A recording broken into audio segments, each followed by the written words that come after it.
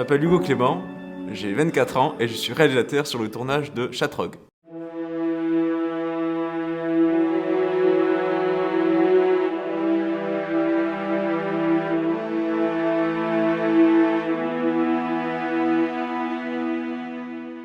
Chatrogue, c'était compliqué au début parce que je me rappelle quand on l'écrivait, on a changé un nombre incalculable de fois de scénario.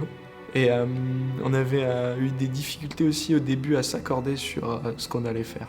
À la base, on avait écrit un scénario qui était beaucoup plus ancré dans l'histoire, vraiment avec des personnages gaulois, des Romains.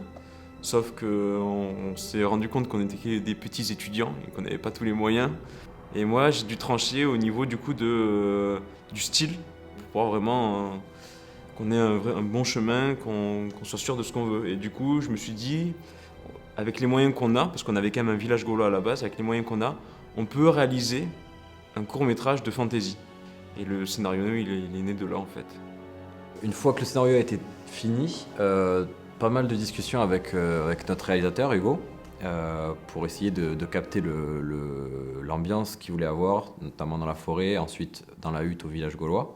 Pas mal d'inspiration avec Excalibur de John Boorman et Black Angel aussi, un court-métrage tourné en Écosse. Et ensuite, voilà, pas mal d'inspiration. Il m'a envoyé plein d'images, d'extraits, voilà, pour me faire une idée de quelle vision il voulait, notamment aussi dans la hutte, pour les différentes ambiances qu'on a créées. Finalement, voilà, c'est un travail sur le tournage, mais c'est un gros travail en pré-production pour réfléchir à quels moyens on a, qu'est-ce qu'on veut faire, quelle ambiance on veut recréer. Et voilà, on a beaucoup appris sur recréer des ambiances, recréer des lumières, et très intéressant. Pour la préparation aussi de la déco du film, c'était vu avec toi, on voulait un truc assez frappant mais assez minimaliste. C'est-à-dire qu'on ne voulait pas surcharger l'image, mais on voulait que quand on le voit, ça ait de la gueule. Dark Angel que Thibaut avait cité, c'était un bon exemple parce que c'était très simple, mais ça s'en imposait de fou. Du coup, ouais, j'ai essayé de faire des cadavres, par exemple, j'ai essayé de les faire à la Pirates des Caraïbes dans le premier. Quand il y a les pendus avec leurs habits en lambeaux, j'ai pris des squelettes. J'ai passé une semaine enfermé à l'ISPRA H24 dans ma pièce, où j'étais en train de finaliser tous mes petits cadavres, leur brûler la peau, tout ça. M'entraîner à leur faire des vêtements, en coupant des draps, en les brûlant, en essayant de leur faire des tuniques. Voici une journée normale chez Théo. Cadavre, bougie. Mais que fait-il? Ossement, juste ici. Mais tu sais, on dirait le professeur Frankenstein. Tiens, regarde.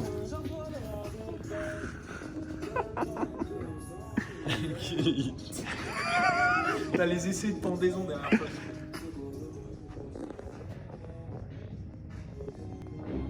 Il y avait de la glace carbonique pour faire de la fumée magique.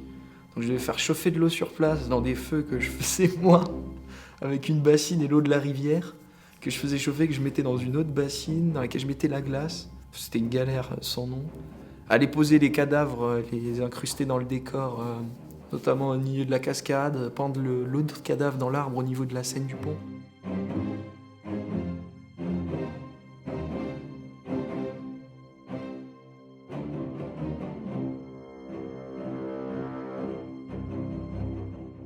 À faire tous les feux là-bas.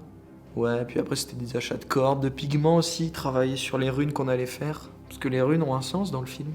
Ouais, il y avait un peu de taf. Puis au village gaulois, c'était juste agencer la hutte et le plan final où j'ai dû creuser un trou pour faire un bûcher. Enfin plein de choses, mais c'était très cool. Alors, ce qui se passe là, c'est qu'on est sur la toute première séquence de notre film. Ça part un peu le un champagne. plan. Donc un plan, et ce qui se passe, c'est qu'on fait un feu. On fait un énorme brasier qui va juste ici. Un brasier avec des flammes qui vont faire peut-être 2 mètres de haut, peut-être 3, je ne sais pas. On a fait un multicaméra de 3 caméras. Et on va voir comment ça va se passer. On est tous sur les starters.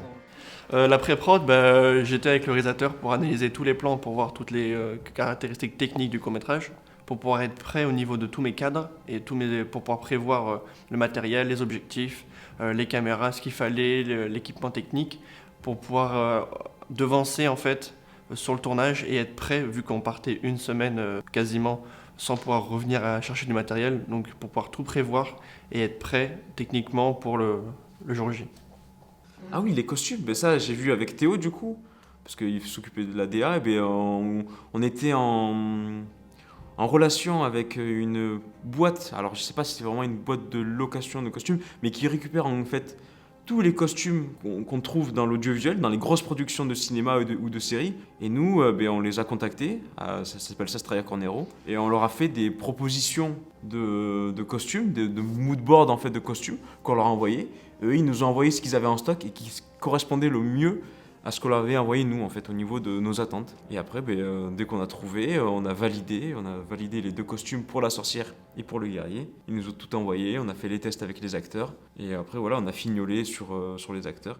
Alors en tant que premier assistant, le travail qu'il y avait sur ce court-métrage, c'était toute la préparation du tournage qui était plutôt déjà complexe, de par le lieu où on a tourné, toute l'organisation de régie, tout ça. On était dans un endroit où il n'y avait pas de réseau, où il faisait froid, beaucoup de dénivelé, un espace des fois restreint.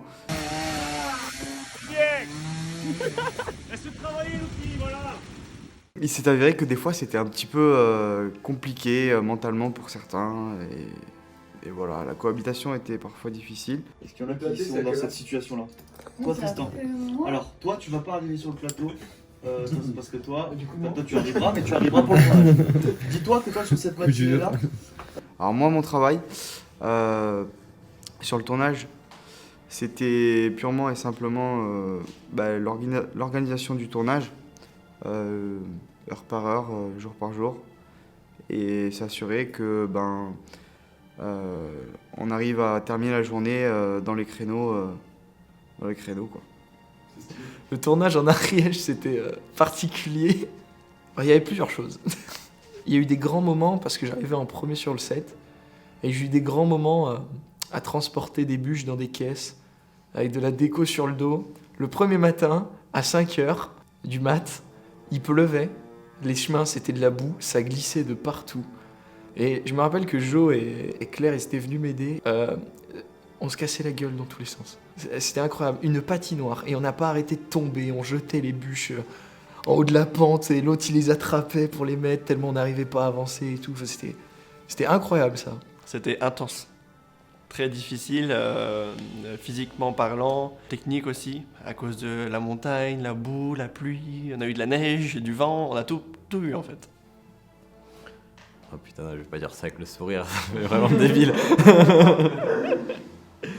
En Ariège, compliqué. Première journée très compliquée, au niveau communication notamment. Voilà, se faire comprendre par les autres membres de l'équipe.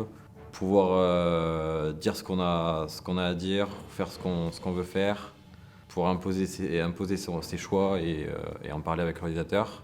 Donc voilà, premier jour en Ariège compliqué, mais grâce à ce premier jour, ça nous a permis de nous caler sur un autre rythme et d'être plus à l'écoute des autres et pouvoir mieux travailler par la suite. Donc c'était un mal pour un bien, et donc même si c'était très compliqué, ça m'a beaucoup appris sur voilà, quand on a un truc à dire, il faut y aller, il faut pas avoir peur, et voilà, et c'était très instructif. C'était énorme, j'ai adoré. Surtout la première journée de tournage. Moi qui aime bien déjà le challenge, mais là la première journée on s'est tout pris sur la gueule. Pluie, froid, la boue. Et ouais, non, c'était génial, comme même toute la semaine. Enfin, c'était un régal parce que on a tourné. Bon, le lundi, c'était au niveau du climat, c'était la catastrophe. Il y a eu beaucoup de dommages collatéraux. Moi, je suis tombé dans l'eau, par exemple. J'ai fait un gros plouf, comme Théo aussi. Aller dans la cascade. Se péter la gueule dans la cascade. Se faire mal dans la cascade, se tremper dans la cascade, dans d'une eau à 2 degrés.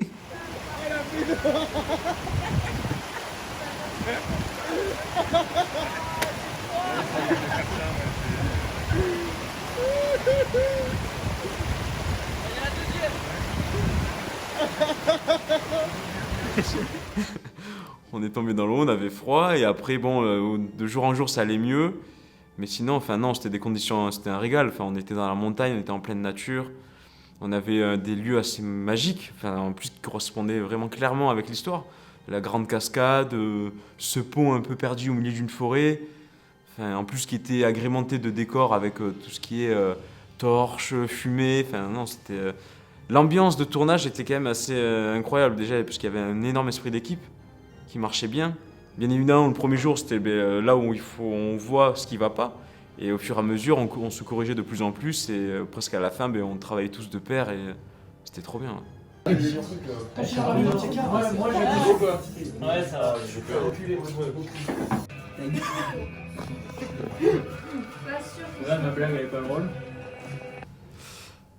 Humainement parlant, pour moi, c'était une expérience plutôt très bénéfique. C'est-à-dire que j'ai beaucoup appris à parler aux gens et à communiquer avec les autres. Parce qu'il faut savoir que c'est un rôle où on est censé aussi faire régner l'ordre sur le tournage et faire que tout le monde s'entend et que tout se déroule comme il faut, sans qu'il y ait de problème. Mais pendant le tournage, moi je m'occupais de l'acteur, je lui expliquais en gros, parce qu'on ne tournait pas dans l'ordre chronologique de l'histoire, donc je devais lui parler et lui dire qu'est-ce qui se passe à ce moment-là dans l'histoire, comment lui, son personnage doit réagir en fonction de ce qui se passe, en fonction de la situation. T'es un peu enfermé dans ta bulle, parce que toi il faut que tu te concentres sur l'histoire. Toi t'es la seule personne en fait qui tient l'histoire, qui gère on va dire la logique narrative, la logique esthétique, et c'est toi qui dois le tenir. Et du coup, si tu veux faire ça, tu es obligé de t'enfermer et de pas penser à ce qu'il y a autour. Moi, j'étais dans mon histoire, j'étais dans mon film. Et voilà. Après, il faut aussi trouver le juste milieu parce que je sais que des fois, j'ai fait des erreurs. Des fois, je mettais des gens un peu à l'écart, mais parce que j'étais trop concentré dans mon histoire. Mais voilà, des fois, le côté humain, il passait un peu à côté. Mais ça, c'est parce que c'était mon... Après, c'est un peu le défaut de tous les réalisateurs, j'ai envie de dire. Voilà. Il y avait le confinement, du coup, avec le réalisateur et le cadreur. On était souvent ensemble et on s'occupait de driver un peu à droite à gauche, faire des propositions pour le montage. Je me suis pas mal occupé de ça avec eux. Même si j'étais pas tout le temps là, j'étais là très souvent. Proposer des idées, etc. Mais après, ouais, je me suis occupé aussi surtout du sound design. J'ai fait tout le sound design à l'école. Ça m'a pris au moins une bonne semaine à placer tous les sons, à trouver les sons, à réenregistrer. Et après aussi, il y a le travail de la musique. Là, le travail le plus long. Il faut écrire pour 24 voix, arranger, composer à l'image et trouver le bon rendu. Après, moi, j'avais déjà une idée aussi au niveau de la musique. J'avais mes références, que ce soit Howard Shore pour Le Seigneur des Anneaux, que ce soit Jerry Goldsmith pour comment il gère son orchestration. Et après aussi, comment on utilise un leitmotiv dans l'histoire. Parce que j'ai composé aussi plusieurs thèmes qui sont associés au personnage, à la sorcière, au récit. Il y a 3 thèmes que j'ai voulu du coup associer et qui, au fur et à mesure de l'histoire, se développent en filigrane jusqu'à... Voilà, après vous verrez le film exploser au final. Voilà. C'était au village gaulois, c'était fin du 4e jour je crois. Fin de journée, on a un dernier plan à faire, on doit éclairer 4 huttes. La nuit commence à tomber, elle est même assez tombée. Mais c'est encore possible de filmer et d'avoir des choses. Donc on a un dernier plan à filmer. On doit filmer le village de loin en plan large et du coup éclairer les quatre huttes pour montrer la vie dans le village. On avait une dizaine de minutes pour caler les lumières, coordonner tout le monde à la caméra et vraiment c'était vraiment un moment que j'ai bien kiffé parce que du coup on était en liaison avec tout le monde gérait les lumières dans sa hutte et on essayait d'avoir le meilleur résultat possible.